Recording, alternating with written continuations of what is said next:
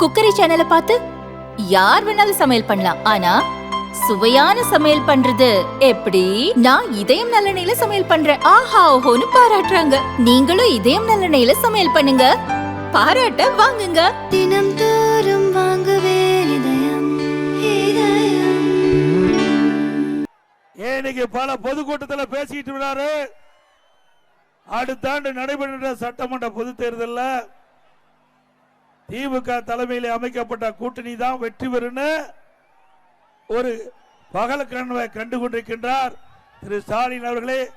தாராபுரத்தில் இருக்கின்ற இந்த எழுச்சி பயணத்தில் இடம்பெற்றுகின்ற மக்களை வெள்ளத்தை பாருங்கள். இந்த மக்களுடைய ஆரவாரம் மகிழ்ச்சி இதுதான் அடுத்த ஆண்டு நடைபெறுகின்ற சட்டமன்ற தேர்தலுக்கு வெற்றி. ஆகவே நீங்கள் காண்பது பகல் கனவு. நீங்க கூட்டணி பலம் என்று சொல்லிட்டு இருக்கிறீங்க. அனைத்து இந்திய அண்ணா திராவிட முன்னேற்ற கழக தலைமையில் அமைக்கப்படுகின்ற கூட்டணி இங்க இருக்கிற மக்களுடைய பலம். அதை நம்பி நாங்கள் தேர்தல் நிற்கின்றோம். இன்னைக்கு ஒரு ஆட்சிக்கு வருவதற்கு மக்களுடைய பலம் தான் தேவை. மக்கள் எண்ணினால் மக்கள் தான் ஒரு ஆட்சி கொண்டு வரக்கூடிய வலிமை படைத்தவர்கள். மக்கள் தான் நீதிபதிகள். அவர் அளிக்கின்ற தீர்ப்பு தான் இறுதியானது. அவர்கள் யாரை ஆட்சியில அமர வைக்க வேண்டும் என்று எண்ணுகிறார்களோ அவர்கள் ஆட்சிக்கு வருவார்கள். யாரை ஆட்சியிலிருந்து இறக்க வேண்டும் என்று எண்ணுகிறார்களோ அவர்களை ஆட்சியிலிருந்து இறக்குவார்கள். அதுதான உண்மை. நீங்க தானே முடிவு செய்யறீங்க. உங்களை முடிவு தானே இறுதியானது. ஆனா ஸ்டாலின் உங்களை நம்பல, கூட்டணி நம்பிக்கொண்டிருக்கின்றார். அண்ணா திமுக மக்களை நம்பிக்கொண்டிருக்கின்றது, திமுக கூட்டணி நம்பிக்கொண்டிருக்கின்றது. ஆகவே மக்கள் தான் எஜமானவர்கள். மக்களுடைய தீர்ப்பு தான் இறுதியானது. அதை நாங்கள் நம்புகிறோம். இன்றைய தினம் திராவிட முன்னேற்ற கழகம் ஆட்சிக்கு வந்து 52 மாத காலம் ஆகிவிட்டன. இந்த 52 மாத காலத்தில் இந்த தாராபுரம் சட்டமன்ற தொகுதிக்கு ஏதாவது ஒரு பெரிய திட்டத்தை கொண்டாந்துருக்காங்களா? இல்ல. திராவிட முன்னேற்ற கழகம் ஆட்சிக்கு வந்தாலே ஊழல் தானாக வந்துவிடும். ஊழலின் ஊற்றுக்கண் திமுக. திமுக ஊழல், ஊழல் திமுக. அது உண்மைதானே? இன்றைக்கு இந்தியாவில் பல மாநிலம் இருக்குது. ஊழலுக்காக கலைக்கப்பட்ட ஒரே அரசாங்கம் திமுக அரசாங்கம். திமுக அரசாங்கம் தான் இந்தியாவிலேயே ஊழலுக்கு கலைக்கப்பட்ட அரசாங்கம். இன்றைக்கு இந்த ஆட்சியில கலெக்ஷன், கமிஷன், கரப்ஷன் நடக்குதுல்ல. இன்னைக்கு எந்த துறையிலாவது லஞ்சம் இல்லாத உங்களுக்கு பிரச்சனை தீருதா? எல்லா துறையிலும் லஞ்சம். லஞ்சம் இல்லாத துறையே கிடையாது. அப்படிப்பட்ட ஆட்சி தொடர வேண்டுமா? இன்னைக்கு திராவிட முன்னேற்ற கழகம் குடும்ப ஆட்சியாக மாறிவிட்டது. இன்னைக்கு வாரிசு அரசியலாக இன்றைக்கு திமுக இருந்து கொண்டிருக்கிறது. இன்னைக்கு திமுக 4 முதலமைச்சர் இருக்கிறாங்க. ஒன்று ஸ்டாலின், உதயநிதி ஸ்டாலின், பிறகு திரு ஸ்டாலினுடைய மனைவி துர்கா அம்மா. அவையிலும் விட்டு வைக்கல. இப்ப அவையிலும் பேட்டி கொடுக்க ஆரம்பிச்சுட்டாங்க. உண்மைதானே? ஒரு திமுக ஒரு முதலமைச்சர் இருந்தாவே நாட்டு மக்கள் தாக்கு முடிக்க முடியாது. 4 அதிகார மையங்கள், 4 முதலமைச்சர் தமிழகத்தில் இருந்தா தமிழகம் எப்படி இருக்கும் எண்ணி பாருங்க. இன்றைக்கு இந்த அதிகார மையம் மக்களை வாட்டி வதைக்கிறது. திமுக அதில் இருக்கிற திரு கருணாநிதி குடும்பம் பிழைக்க 8 கோடி வரை வாட்டி வதைத்துக் கொண்டிருக்கின்றார். 8 கோடி மக்களை வாட்டி வதைக்கின்ற கட்சி திமுக கட்சி. உண்மைதானே? இன்னைக்கு திராவிட முன்னேற்ற கழகத்தில் வாரிசு அரசியல். திரு கருணாநிதி, அதுக்கு பிறகு ஸ்டாலின், அதுக்கு பிறகு உதயநிதி, இன்பநிதியும் வருவார் சொல்றாங்க. இன்பநிதியும் வருவதாக சொல்றாங்க. ஒரு அமைச்சர் சொல்றாரு இன்பநிதி வந்தாலும் நாங்கள் ஏற்றுக்கொள்வோம் என்று. அப்படின்னா அது கட்சியா? Corporate company. கம்பெனியில தான் முதல்ல ஓனர் இருப்பாங்க, அப்புறம் அவருடைய வாரிசு அந்த கம்பெனி எடுத்துக்குவாங்க. அப்படி திமுக கட்சி அல்ல, அவர் கம்பெனியா மாறிவிட்டது. அந்த கம்பெனி தமிழகத்தில் தொடர வேண்டுமா? தொடர வேண்டுங்களா? ஆக திமுக என்ற கம்பெனிக்கு மூடு விழா நடத்துகின்ற தேர்தல் 2026 சட்டமன்ற தேர்தல் செய்வீங்களா? ஆக இன்றைக்கு திரு கருணாநிதி ஒரு குடும்பம் பிழைக்க இத்தனை மக்கள் இன்றைக்கு கஷ்டப்பட்டு இருக்கிறாங்க. இன்றைக்கு எல்லா துறையிலும் இவ்வளவு பத்திரப்பதிவு, நீங்க பத்திரப்பதிவு செய்ய போனா அதுக்கு தனியா ஒரு ரேட்டு, அதுக்கு எவ்வளவு பதிவு பண்றீங்களோ அதுக்கு தகுந்த மாதிரி ரேட் போடுறான். இப்படி எங்கேயுமே கிடையாது. ஒரு பிளாட் போட்டா அந்த பிளாட்ல முத நிலத்துக்கு ஒரு ரேட், அதுக்கு விலை நிர்ணயிக்க ஒரு ரேட்டு, பிறகு அது பத்திரம் பதிவு செய்யறதுக்கு ஒரு ரேட்டு, இப்படி பிரிச்சு பிரிச்சு இன்றைக்கு திராவிட முன்னேற்ற கழக ஆட்சியில் இந்த பத்திரப்பதிவில் மிகப்பெரிய மெகா ஊழல் நடைபெற்றுக் கொண்டிருக்கிறது. அண்ணா திமுக ஆட்சிகளுடன் இதை முழுமையாக விசாரிக்கப்பட்டு மக்களுடைய ஆதரவோட சட்ட ரீதியாக தகுந்த நடவடிக்கை எடுக்கும். அது மட்டும் இல்ல, இன்னைக்கு டாஸ்மாக் கடை உங்களுக்கு தெரியும், ஒரு பாட்டிலுக்கு 10 ரூபாய் வாங்குறாங்களா அதிகமா? எல்லா வலைதளத்திலையும் பத்திரிகையிலும் வந்திருக்குது. தமிழகத்தில் 6000 மதுக்கடை இருக்குது. 6000 மதுக்கடையில் பெரும்பாலான மதுக்கடையில் இருக்கிற பார்லாம் திமுக கட்சி சேர்ந்த ஒருத்தரே எடுத்துக்கிட்டார். எந்த கடையில் அதிகமா சேல்ஸ் இருக்குதோ அந்த கடைக்கு பக்கத்தில் அந்த மதுபான பார் எடுத்துக்கிட்டாங்க. இல்லீகல் விற்பனை, ஒரு நாளைக்கு 1.5 கோடி பாட்டில் விற்குது டாஸ்மாக்ல. ஒரு பாட்டிலுக்கு 10 ரூபா அதிகமா வாங்குறதுல ஒரு நாளைக்கு 15 கோடி வருது. 15 கோடி ரூபாய் இந்த பாட்டில் விற்பனையில் மட்டும் வருது.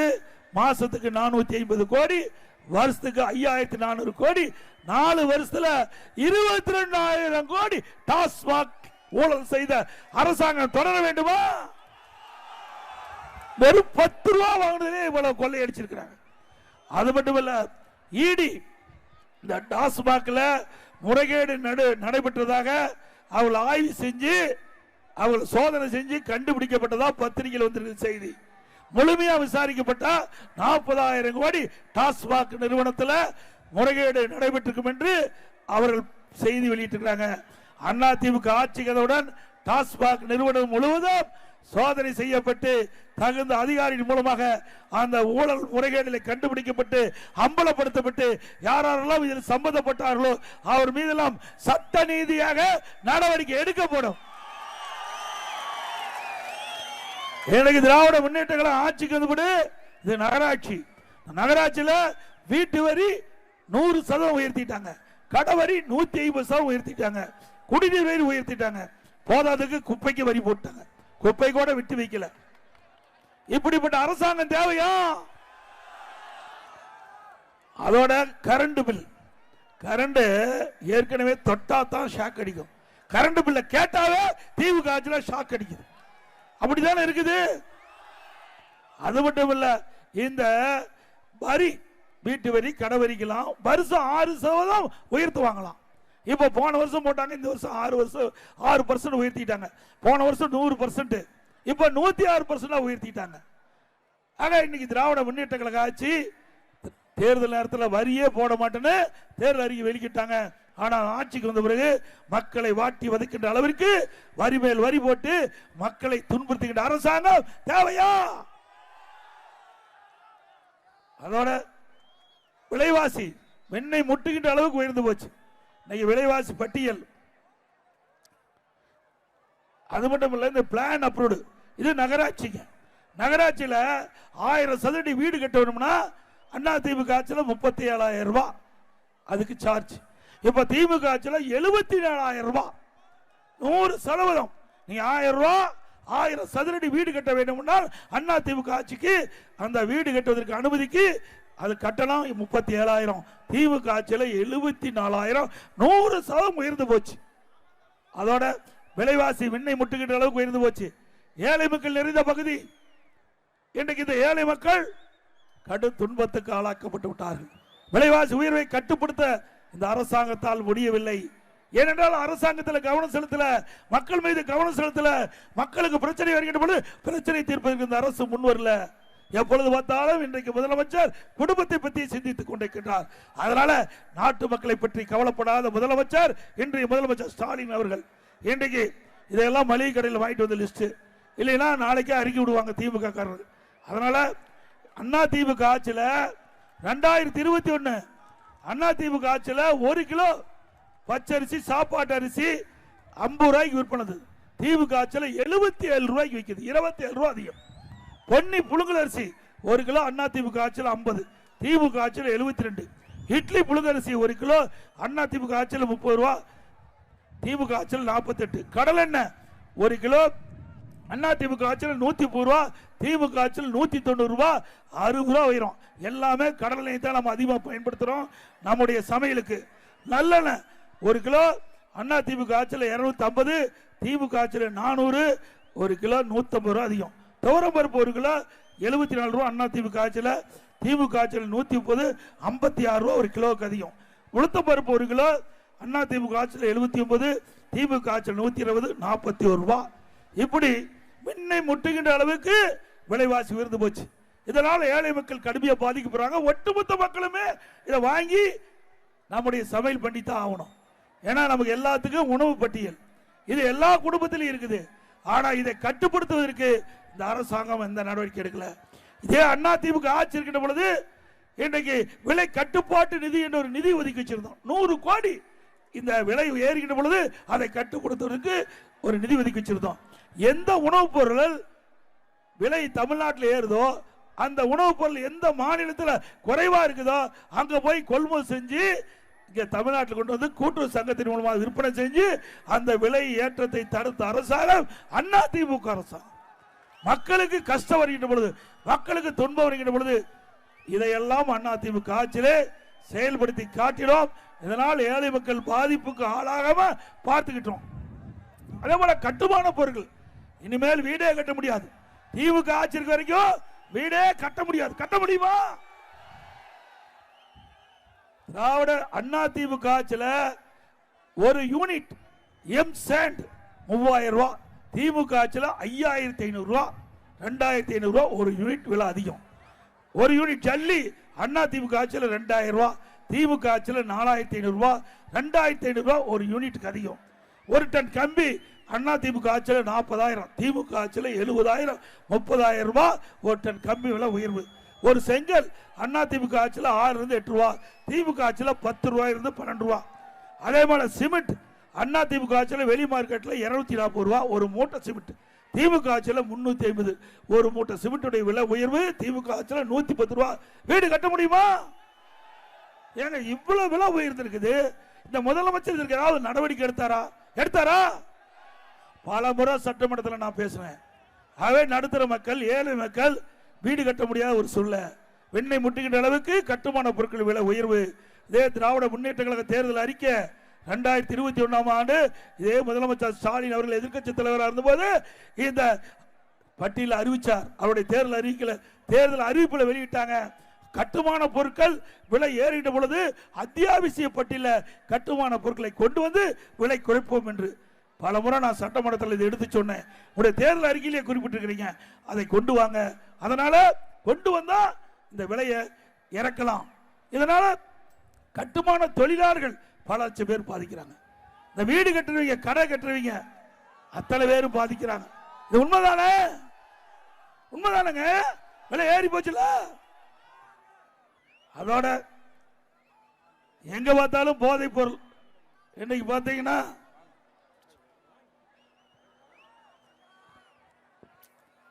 போதை பொருள் விற்காத இடமே இல்லை. எது கிடைக்குதோ இல்லையோ போதை பொருள் தாராளமா கிடைக்குது தமிழ்நாட்டில். கிராமத்திலிருந்து நகரம் வரை கஞ்சா விற்பனை அமோகம். கஞ்சா முதல்ல அந்த இலையில தான் வரும், கஞ்சா இலைன்னு சொல்லுவாங்க, அதில் வரும்னு சொல்லுவாங்க. இப்போ சாக்லேட்ல கிடைக்குதான், அப்படிதானே சொல்றாங்க. நான் வரும்போது கூட சொன்னாங்க, நேற்று தினம் சாக்லேட்ல இந்த கஞ்சா வடிவத்தில் வந்து அதை கண்டுபிடிச்சதா பத்திரிகை செய்தி. இப்படி போதை நடமாட்டம் அதிகரித்து விட்டது என்று நான் ஒரு திமுக ஆட்சிக்கு வந்து ஒரு ஆண்டிலே நான் எச்சரிக்கை விடுத்தேன். சட்டமன்றத்திலையும் பேசினேன். பிரதான எதிர்க்கட்சி என்ற முறையில், அந்த எதிர்க்கட்சி தலைவர் என்ற முறையில் முதலமைச்சருடைய கவனத்தை கொண்டு வந்தேன். இன்றைக்கு தமிழகத்தில் கஞ்சா விற்பனை அதிகமாக இருக்குது. அந்த கஞ்சா விற்பனையை தடை செய்ய வேண்டும். இரும்பு கரம் கொண்டு அடக்க வேண்டும். இதற்கு மாணவர்கள், இளைஞர்கள், பொதுமக்கள் இந்த கஞ்சாவுக்கு அடிமையாகிவிட்டா அந்த குடும்பம் சீரழிந்து விடும், அவரும் சீரழிந்து விடுவார். ஆகவே இந்த சமுதாய மக்களை காப்பாற்ற வேண்டும். மாணவர்கள், இளைஞர்கள், பொதுமக்களை காப்பாற்ற வேண்டும் என்றால் இந்த கஞ்சா தமிழகத்தில் அறவாக தடை செய்ய வேண்டும். இதுக்கு ஒரு டிஜிபி இருந்தார், யாருன்னு உங்களுக்கு தெரியும். 2.0, 3.0, 4.0 ரிட்டர் ஆகி ஓ போட்டே போயிட்டார். கடைசி வரைக்கும் ஒண்ணுமே செய்யல, ஓ போட்டுட்டு போனதான் மிச்சம். இப்படி திமுக கட்சி சேர்ந்த நிர்வாகிகள் பல பேர் இதில் ஈடுபட்டதா தகவல். அதனாலதான் இந்த கஞ்சா விற்பனை தடை செய்ய முடியல. ஏன் காவல்துறை நினைச்சா, அரசாங்கம் நினைச்சா இதை தடை செஞ்சிருக்கலாம்ல? முடியாது. ஏன்னா திமுக தலைவர் இந்த 2 ஆண்டுக்கு முந்தைய அவருடைய பொதுக்குழு, திமுக பொதுக்குழு நடக்குது, அந்த பொதுக்குழுல பேசுறார் முதலமைச்சர். திமுக கட்சி தலைவர் அவருடைய கட்சியுடைய பொதுக்குழுல பேசுறார். நான் இரவுல கண்மூடி காலையில கண் திறக்கும் போது எங்க திமுக கட்சிக்காரர்கள் என்ன பிரச்சனை நடக்கும் என்று அச்சத்துல கண் விளக்கிறேங்கிறார். அச்சத்துல கண் திறக்கிறாராம்.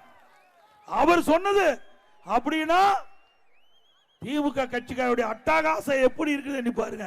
அந்த கட்சியுடைய தலைவரே சொல்றார். அப்படி இருக்கிற காரணத்துல தான் இந்த திராவிட முன்னேற்ற கழக ஆட்சியில ஸ்டாலின் மாடல் அரசாங்கத்தில் கஞ்சா விற்பனையை தடை செய்ய முடியவில்லை. இதற்கெல்லாம் ஒரு விடிவு காலம் பிறக்க வேண்டும் என்றால் அண்ணா திமுக தலைமையில் இருக்கின்ற கூட்டணி வெற்றி பெற்று அண்ணா திமுக ஆட்சி அமைக்க வேண்டும். அப்பதான் போதைப் பொருள் நடமாட்டத்தை தடுக்க முடியும். இன்னைக்கு ஒரு மாநிலத்தில் போதைப் பொருள் நிறைந்துட்டா அந்த மாநிலத்தில் எந்த வளர்ச்சியும் ஏற்படாது. இன்னைக்கு புதிய தொழில் வருகிறே வராது. இன்னைக்கு மக்களுக்கு பாதுகாப்பு இல்ல. இந்த போதை ஆசாமியால்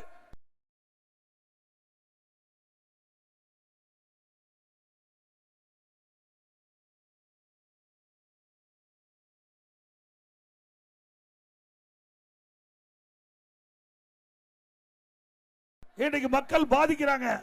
இன்னைக்கு இந்த கஞ்சா போதை ஆசாமியால் இன்னைக்கு பல பாலியல் வன்கொடுமை இருக்குது, கொலை, திருட்டு, இப்படி பல சம்பவங்கள் இந்த கஞ்சா போதை ஆசாமியால் நடைபெற்றுக் கொண்டிருக்கிறது. இதையெல்லாம் தடுப்பதற்கு அண்ணா திமுக ஆட்சி தமிழகத்திலே மலர வேண்டும். இந்த கொங்கு மண்டலத்தில் உங்களுக்கு தெரியும், முதியோர்கள் எங்க அதிகமா முதியோர்கள் வசிக்கின்ற இடத்தை தேர்வு செஞ்சு அந்த முதியோர்களை கொலை செஞ்சு அவர்கிட்ட பொருள் எல்லாம் கொள்ளையடிச்சிட்டு போறாங்க. உண்மைதானே? இந்த அரசாங்கம் என்ன நடவடிக்கை எடுத்தது? எப்படி மக்களுக்கு பாதுகாப்பு கொடுக்க வேண்டியது அரசாங்கத்துடைய கடமை. ஆனா இந்த அரசாங்கம் இந்த கொங்கு மண்டலத்தில் பல முதியோர்கள் இன்றைக்கு கொலை செய்யப்பட்டிருக்கிறாங்க, அவருடைய பொருள் கொள்ளையடிக்கப்பட்டிருக்குது. முழுமையான விசாரணை இந்த அரசாங்கத்தில் நடத்த முடியல. குற்றவாளிகள் முழுமையாக ஒரு சில இடத்துல கண்டுபிடிச்சிருக்காங்க. முழுமையாக கண்டுபிடிக்க முடியாத ஒரு அரசாங்கம் திமுக அரசாங்கம். ஏன்னா போலீஸ்காரருக்கே பாதுகாப்பு இல்லை. 6 மாசத்துல 6 பேர் கொலைப்பட்டிருக்காங்க, கொலை செய்யப்பட்டிருக்கிறாங்க. 6 பேர் காவல்துறை அதிகாரிகளே கொலை செய்யப்பட்டிருக்காங்க. இன்றைக்கு குற்றம் புரிகின்றவர்கள், குற்ற செயலில் ஈடுபடுகின்றவர்கள் காவல்துறை கண்ட பயம் இருக்கணும். அந்த பயம் குற்றவாளிகிட்ட இல்லை. அதனாலதான் இந்த குற்ற சம்பவங்கள்லாம் அதிகமாக நடைபெற்றிருக்குது. அண்ணா திமுக ஆட்சியில் குற்றம் செய்கின்றவர்கள் அச்சத்தோடு காவல்துறை கண்டா பயத்தில் இருந்தாங்க. அதனால குற்ற நிகழ்வு குறைக்கப்பட்டது. இன்றைக்கு அண்ணா திமுக ஆட்சியில் சட்டத்தின் ஆட்சி நடைபெற்றது. திமுக அப்படியே நடக்குது. தினந்தோறும் பிரச்சனை, தினந்தோறும் பிரச்சனை, நடக்காத நாளே இல்லை. நீங்க அண்ணா திமுக ஆட்சி இருக்கிற போது இன்னைக்கு தொலைக்காட்சி திறந்தா வெள்ளி விலை என்ன, தங்க விலை என்ன, என்ன நிலவரம் அப்படின்னு சொல்லுவாங்க. இப்ப தொலைக்காட்சி திறந்தா கொலை நிலவரம் என்ன, அதுதான் இப்ப வருது. அதுதான் இந்த திமுக ஆட்சியில பார்க்கப்படுகிறது. அது மட்டும் இல்ல, அண்ணா திமுக ஆட்சியில பல திட்டங்களை கொண்டாந்தோம். எல்லாமே திமுக ஆட்சியில ரத்து பண்ணிட்டாங்க. தாலிக்கு தங்கம் வழங்கின்ற திட்டம் நல்ல திட்டம் தானே, ஏழைகளுக்காக கொடுக்கப்பட்ட திட்டம் தானே. ஆக இன்றைக்கு ஏழை குடும்பத்தில் பிறந்த பெண்களுக்கு உரிய நேரத்தில் திருமணம் நடைபெற வேண்டும் என்ற எண்ணத்தில் அம்மா அவர்களுடைய சிந்தனையில் ஒதுக்கப்பட்ட திருமண உதவி திட்டம் 25,000 50,000 தாலிக்கு தங்க ஒரு சவரன். அண்ணா திமுக ஆட்சியில் 12 லட்சம் பெண்களுக்கு கொடுத்த அரசு அண்ணா திமுக அரசு. இன்னைக்கு ஒரு பவுன் 80,000 ரூபாய், அதை ரத்து பண்ணியிருக்காங்க. மீண்டும் அண்ணா திமுக ஆட்சி உங்கள் துணையோட அமைந்த பிறகு தாலிக்கு தங்க வழங்கும் திட்டம், திருமண உதவி திட்டம் தொடரும். அது மட்டும் இந்த திட்டத்தில் இடம்பெறுகின்ற மணமகளுக்கு பட்டு சேலை கொடுக்கப்படும், மணமகனுக்கு பட்டு வேஷ்டி கொடுக்கப்படும். அதுல அம்மா மினிக்கில்லை. அது என்ன கஷ்டமா தெரியல இந்த ஆட்சியாளர். அதுல என்ன அரசியல் தேவை? ஏழை மக்கள் நிறைந்த பகுதியில் அம்மா மினிக்கில்லை தொடங்கப்பட்டு 2000 அம்மா மினிக்கில்லை திறந்தோம். இந்த 2000 அம்மா மினிக்கில்லை முழுக்க முழுக்க அந்த ஏழை மக்கள் ஏதாவது நோயாய் பாதிக்கப்பட்டால் அந்த அம்மா மினிக்கிளிக்கு சென்று சிகிச்சை பெற்றுக் கொள்ளலாம். இது ஒரு அற்புதமான திட்டம். மக்களிடத்தில் நல்ல வரவேற்பு கிடைச்சது. திமுக ஆட்சி வந்த பிறகு இந்த திட்டம் மக்களிடத்திலே பெயர் வாங்கிவிட்டது. இது அண்ணா திமுக கட்சிக்கு சாதகமாக அமைந்துள்ள திட்டத்தை ரத்து பண்ணிக்கிட்டீங்க. மீண்டும் அண்ணா திமுக ஆட்சி வந்த உடனே 2000 அம்மா மினிக்கிளிக்கல 4000 அம்மா மினிக்கிள திறப்போம். ஏழைகளுக்கு வைத்தியம் பண்றதுல என்ன கஷ்டம்? ஏழைகளுக்கு சிகிச்சை கொடுப்பதில் இந்த அரசு பொறுத்துக் கொள்ள முடியல. ஆனா அனைத்து இந்திய அண்ணா திராவிட முன்னேற்ற கழகம், பொன்மனச்செம்மாள் புரட்சி தலைவர் எம்ஜிஆர் ஏழைகளுக்காக தொடங்கப்பட்ட கட்சி, மக்களுக்காக தொடங்கப்பட்ட கட்சி. மக்களுக்கு எப்பொழுதெல்லாம் பிரச்சனை ஏற்படுதோ அந்த பிரச்சனையை தீர்க்க வேண்டும் என்ற அடிப்படையில் அண்ணா திமுக தோற்றுவிக்கப்பட்டது. கிட்டத்தட்ட 31 ஆண்டு காலம் தமிழகத்திலே ஆட்சி புரிந்த கட்சி அண்ணா திமுக கட்சி. இன்னைக்கு இந்தியாவிலேயே அண்ணா திமுக ஆட்சி இருந்த காரணத்துல தான் மற்ற மாநிலத்தை விட தமிழகம் உயர்ந்த நிலை இருக்குது. இன்னைக்கு திமுக ஆட்சியில் எல்லாமே படுபாலத்தை கொண்டு போயிருவாங்க. அதோட இன்னைக்கு கிராமத்திலிருந்து நகர வரை அரசு பள்ளியை படிக்கின்ற மாணவர்கள், ஏழை குடும்பத்தை சேர்ந்தவர்கள், அவர்கள் மருத்துவராக வேண்டும். அதற்கு அம்மாவுடைய அரசு ஒரு திட்டத்தை கொண்டு வந்து 7.5% உள்ளிடுவதற்கடை கொண்டு வந்து சட்டம் இயற்றப்பட்டு அமுல்படுத்தப்பட்டு இன்றைய தினம் அரசு பள்ளியை படிக்கின்ற மாணவர்கள் 2818 பேர் இன்றைக்கு மருத்துவக் கல்வி கிடைச்சிருக்கு. இந்த திட்டத்தில் இடம் கிடைத்தவர்களுக்கு அத்தனை பேர் ஏழைகள், அரசு பள்ளியை படிக்கின்றவர்கள், விவசாயி, விவசாய தொழிலாளி, கூலி தொழிலாளி, சலவை தொழிலாளி, இப்படி நெசவு தொழிலாளி, இப்படி இருக்கிற குடும்பத்தில் பிறந்த மாணவி தான் இந்த உள்ளிடஒதுக்கீட்டில் தேர்வு செஞ்சாங்க. அவர்கள் வந்து மருத்துவ கல்வி கட்டணம் செலுத்த முடியல. என்னுடைய கவனத்துக்கு வந்த உடனே அரசாங்கமே இந்த மருத்துவ கல்வி கட்டணத்தை ஏற்றுக்கொண்டு செலுத்தும் என்ற அறிவிப்பை கொடுத்து ₹1 செலவு இல்லாம அரசு பள்ளியை படிக்கின்ற மாணவர்கள் நீங்க மருத்துவ கல்வி கிடைச்சு. இதெல்லாம் ஏழைகளுக்கு கிடைக்கின்ற திட்டம் என்பதை நேரத்தில் எண்ணி பார்க்க வேண்டும். அதே போல இன்றைக்கு அரசு பள்ளியை படிக்கின்ற மாணவர்களுக்கு நல்ல திறமையான கல்வி கிடைக்க வேண்டும், அறிவுபூர்வமான கல்வி கிடைக்க வேண்டும், உலகத்தரத்திற்கு ஏற்ற கல்வி கிடைக்க வேண்டும் என்ற இதயம் புரட்சி தலைவி அம்மா அவர்கள் லேப்டாப் கொடுத்தாங்க. நம்ம அரசு பள்ளி படிக்கின்ற மாணவர்கள் கொடுத்தாங்க. அதையும் திமுக ஆட்சியிலே நிறுத்தப்பட்டு விட்டது. சுமார் 52,35,000 மாணவ மாணவிகளுக்கு சுமார் 7,300 கோடி ரூபாயில இந்த திட்டத்தை நடைமுறைப்படுத்தணும். இந்த ஆட்சியாளர்கள் அந்த திட்டத்தை ரத்து பண்ணிட்டாங்க. மீண்டும் அண்ணா திமுக ஆட்சி மலர்ந்தவுடன் இந்த நம்முடைய அரசு பள்ளி படிக்கின்ற மாணவ மாணவிகளுக்கு லேப்டாப் வழங்கப்படும். அதே போல கொரோனா காலத்தில் கடுமையாக மக்கள் பாதிப்புக்குள்ளாயிருக்காங்க. அதுவும் ஏழை மக்கள் கடுமையாக பாதிச்சாங்க. அப்படிப்பட்ட மக்கள் பாதிக்கக்கூடாது என்பதற்காக ஒரு வருடம் ரேஷன் கடையில் விலையில அரிசி போட்டோம், விலையில சக்கரை கொடுத்தோம், விலையில எண்ணெய் கொடுத்தோம், ரேஷன் அட்டைக்கு 1000 ரூபாய் பணம் கொடுத்தோம்ல. இந்தியாவில் எந்த மாநிலத்திலும் இல்ல, தமிழ்நாட்டில் தான் நம்முடைய ஏழை மக்களுக்கு எந்த கஷ்டமும் வரக்கூடாது என்ற அடிப்படையில் நம்முடைய அத்தியாவசிய உணவுப் பொருட்களை ரேஷன் கடை மூலமாக கொடுத்த அரசு அண்ணா திமுக அரசாங்கம். அந்த வருஷம் பொங்கல் வந்தது, தைப்பொங்கல் வந்தது. எல்லா இல்லங்களையும் தைப்பொங்கல் பொங்கல் என்பதற்காக எல்லா குடும்பத்தையும் 2500 ரூபாய் பொங்கல் பரிசு கொடுத்தோம். அந்த காலகட்டத்தில் நம்முடைய மாணவர்கள் பள்ளிக்கு செல்ல முடியல, கல்லூரிக்கு செல்ல முடியல. அந்த காலகட்டத்தில் கல்லூரியில் படிக்கின்ற மாணவர்களுக்கு அந்த கல்வி தடைபடக்கூடாது என்பதற்காக ஆன்லைன்லேயே வகுப்பு நடத்தணும், ஆன்லைன்லேயே தேர்வு நடத்தணும். நம்முடைய மாணவர்கள் கல்லூரியில் படிக்கின்ற மாணவர்கள் அதே ஆன்லைனில் அவர்கள் எக்ஸாம் எழுதி நல்ல பட்டத்தை பெற்றார்கள். பள்ளியிலே படிக்கின்ற மாணவருக்கு ஆல் பாஸ் போட்டு கொடுத்தோம்ல. இந்தியாவில் எந்த மாநிலத்திலும் இல்ல, தமிழ்நாட்டில் தான் ஆல் பாஸ் போட்டு கொடுத்த மாணவர்கள். அதே போல ஸ்டாலின் வந்து உங்களுடன் ஸ்டாலின் ஒரு விளம்பரத்தை அடிச்சு வீடு வீடா வந்தாங்களா? நகரத்தில் வந்திருப்பாங்க, வரல. சில இடத்துக்கு போனாங்க. போய் இந்த விளம்பரத்தால 46 பிரச்சனை இருக்குதான். மக்களுக்கு 46 பிரச்சனை இருக்குது. இந்த 46 பிரச்சனையும் திராவிட முன்னேற்ற கழக அரசு மக்களை சந்தித்து அவர்கிட்ட மனு வாங்கி பிரச்சனை தீர்ப்பாங்களாம். தீர்க்க முடியுமா? இன்னும் இருக்குது 7 மாசம் தான் ஆயுள் காலம் திமுகவுக்கு. இந்த 7 மாசத்துல எப்படி இவ்வளவு பிரச்சனை தீர்க்க முடியும்?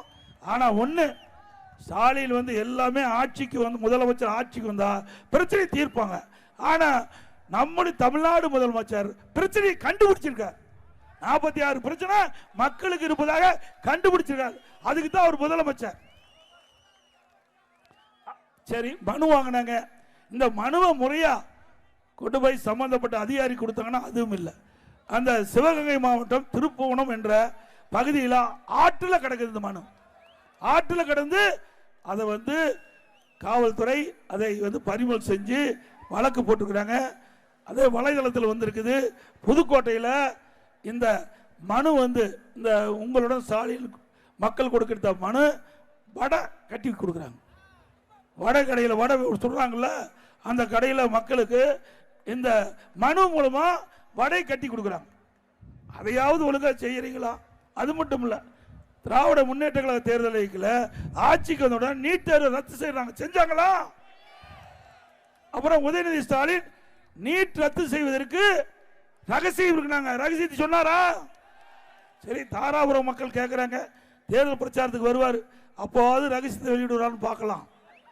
அதோட சரி, இந்த நீட் தமிழகத்துக்கு விலக்கு பெறுவதற்கு 1 கோடி பேர்கிட்ட கையெழுத்து வாங்கினாங்க.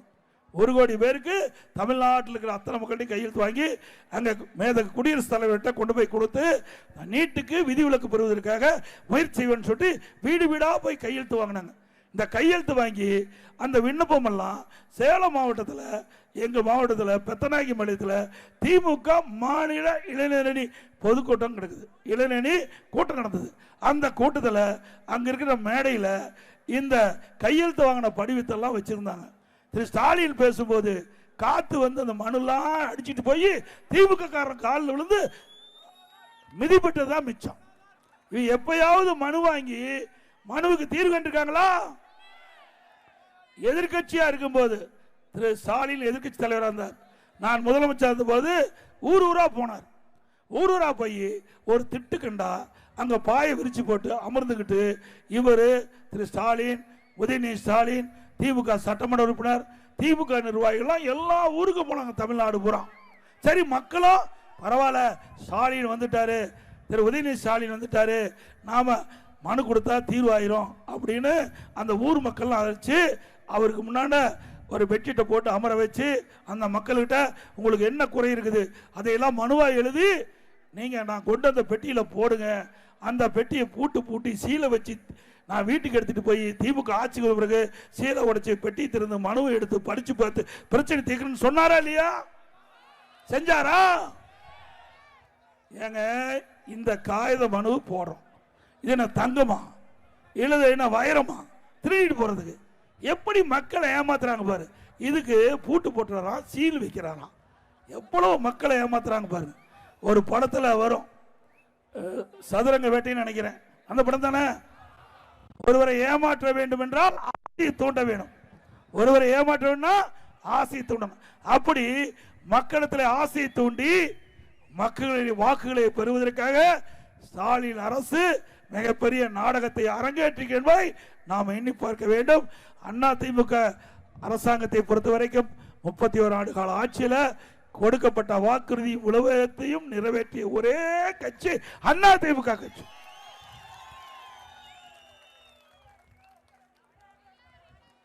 அதே போல ஏழை மக்கள், ஏழை தொழிலாளி குடிசையில் வாழ்ந்துட்டு இருப்பாங்க, இல்லது வீட்டு மனையே இல்லாமல் இருப்பாங்க. தாழ்த்தப்பட்ட மக்கள் குடிசையில் வாழ்ந்துட்டு இருப்பாங்க. அதே போல அவர்களுக்கு வந்து வீட்டு மனையில் இருக்கு. அப்படிப்பட்ட மக்களுக்கு அண்ணா திமுக ஆட்சி அமைந்தவுடன் அந்த வீடு இல்லாமல் இருக்கின்ற மக்களுக்கு, குடிசையில் வாழ்கின்ற மக்களுக்கு அண்ணா திமுக அரசாங்கம் வந்தவுடன் வீடு இல்லாத நிலத்தை அரசாங்கமே வாங்கி காங்கிரீட் வீடு கட்டி கொடுக்கும். அனைத்து தாழ்த்தப்பட்ட மக்களுக்கும், ஏழை மக்களுக்கும், குடிசையில் வாழ்கின்ற மக்களுக்கும் இப்போ கட்டுற வீடு மாதிரி இல்லை, பல லட்சம் மதிப்புள்ள அற்புதமான காங்கிரீட் அதிமுக ஆட்சியில் கொடுக்கிறோம். ஏன்னா சுதந்திரம் அடைந்து எவ்வளவு நாளும் அந்த மக்கள் துன்பப்பட்டு கொண்டிருக்கிறாங்க, ஏழை மக்கள். அந்த ஏழை மக்கள் வாழ்வு மலர அவர்களும் மற்றொரு போல் மகிழ்ச்சியோடு வாழ்க்கை நடத்த வேண்டும் என்று நாங்கள் எண்ணுகிறோம். அதிமுக ஆட்சியுடைய பிரதான தேர்தல் அறிக்கையை இதுவாக தான் இருக்கும். அதே போல பொன்மனச்சம்மல் புரட்சி தலைவர் எம்ஜிஆர் இருக்கின்ற பொழுது தைப்பொங்கல் அன்று எல்லா குடும்ப அட்டைதாரருக்கும் விலையில்லா வேஷ்டி சேலை கொடுத்தாங்க. திமுக ஆட்சிக்கு வந்த பிறகு அது முறையா கொடுக்கல. மீண்டும் அதிமுக ஆட்சிக்கு வந்த பிறகு பொன்மனச்சம்மல் புரட்சி தலைவர் எம்ஜிஆர் தொடங்கப்பட்ட அந்த திட்டம் தரமான வேஷ்டி சேலை பொங்கல் அன்று வழங்கப்படும். ஒவ்வொரு தீபாவளியும் அதிமுக ஆட்சி அமைந்த பிறகு ஒவ்வொரு தீபாவளி வருகின்ற பொழுது நம்முடைய தாய்மார்களுக்கும் சகோதரிகளுக்கும் சேலை கொடுக்கப்படும்.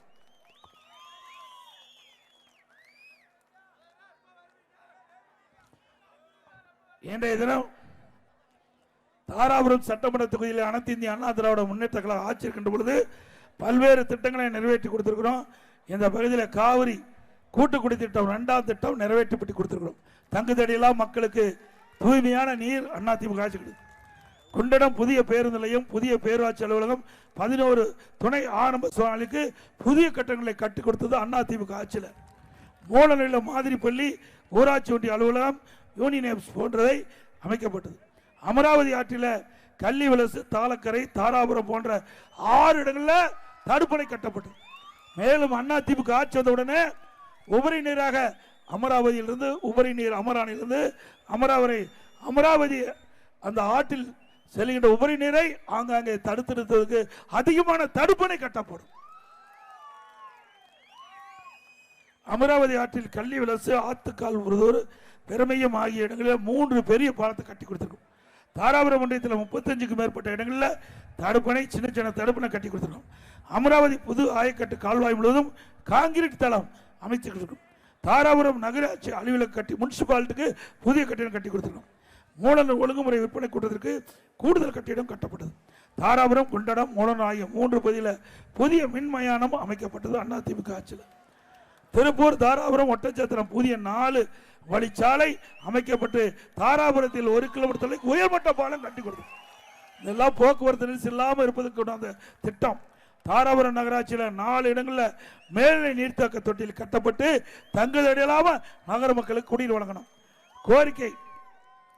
கோரிக்கை மூலநூல்ல முருங்கை பொடி, முருங்கைக்காயிலிருந்து பவுடர் தயாரிக்கிற தொழிற்சாலை வேணும்னு கேட்டுக்கிறாங்க. அதே போல அமராவதி உபரி நீர் லிப்ட் பாசனம், அதாவது நீரேற்று மூலமாக உப்பாறு அணைக்கு கொண்டு செல்ல வேண்டும் என்று கேட்டிருக்காங்க. இங்கே காய்கறி அதிகமாக விளைகிற பகுதி, அந்த காய்கறிகள் கெடாமல் இருப்பதற்கு குளிர்பதன கிடங்க வேண்டும் கேட்டிருக்கீங்க, அதையும் செயல்படுத்தி கொடுக்கப்படும். தாராபுரம் வாரச்சந்தை புதுப்பொலியுடன் மீண்டும் அமைக்க நடவடிக்கை எடுக்கப்படும். இந்த தாராபுரம், ஒட்டச்சத்திரம், மூலனூர் பகுதியில் இந்த கண்வழி கிழங்கு அதில் இருக்கிற விதையை விற்பனை செய்ய முடியலன்னு சொன்னாங்க. நான் வர்ற வழியில் பஸ்ஸை நிறுத்தி அங்கே இருக்கிற விவசாயிகள்லாம் தெரிவித்தாங்க. அதிமுக ஆட்சியில் 1 கிலோ 4000 ரூபாய்க்கு விற்பனை போயிட்டு இருந்தது. திமுக ஆட்சி வந்த பிறகு ஒரு அமைச்சர் இதில் தலையிட்டு வெளியில் இருக்கிற வியாபாரி, வெளி மாவட்டத்தில் இருக்கிற வியாபாரிகள்லாம் இங்கே வந்து இந்த கண்வெளி விதையை வாங்க முடியல. அதனால இன்னைக்கு 1 கிலோ 800 ரூபாய்க்கு விற்குது. இதனால் கடும் மன உளைச்சல் இருக்கிறோம், விலை வீழ்ச்சியில் இருக்கிறோம். 1 ஏக்கருக்கு 4 லட்சம் 5 லட்சம் செலவு செஞ்சு நாங்கள் விதையை உற்பத்தி செய்கிறோம். ஆனால் இந்த ஆட்சியில் வேண்டுமென்றே திட்டமிட்டு திமுக இன்றைக்கு இடைத்தரகளை வைத்துக் கொண்டு எங்களுக்கு கிடைக்க வேண்டிய பணத்தை எல்லாம் அவர் சுரண்டி கொண்டிருக்கிறான்னு சொன்னாங்க. அதிமுக ஆட்சி வளர்ந்தவுடனே இந்த கூட்டுறவு சங்கத்தின் மூலமாக மார்க்கெட் கமிட்டியின் மூலமாக அந்த விதைகள் விற்பனை செய்வதற்கு அரசாங்கமே ஏற்பாடு செய்யும்.